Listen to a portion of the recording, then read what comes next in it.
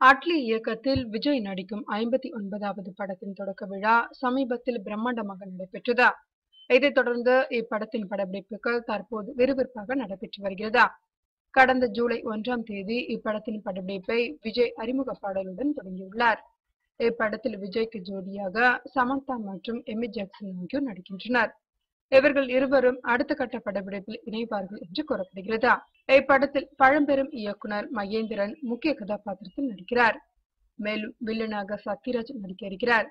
இப்படத்திற்காக விஜய் அதிக நாட்கள் கால்ஷீட் கொடுத்துள்ளாராம். இப்படத்தின் படப்பிடிப்பு டிசம்பர் வரை நடைபெறும் என்று கூறப்படுகிறது. எனவே அடுத்த பொங்கலுக்கு தான் இப்படம் வெளியாகும் என எதிர்பார்க்கப்படுகிறது. இதற்கிடையில் விஜய் நடிப்பில் உருவாகியுள்ள புலி படத்தின் இறுதிக்கட்ட பணிகள் தற்போது விறுவிறுப்பாக நடைபெற்று வருகிறது.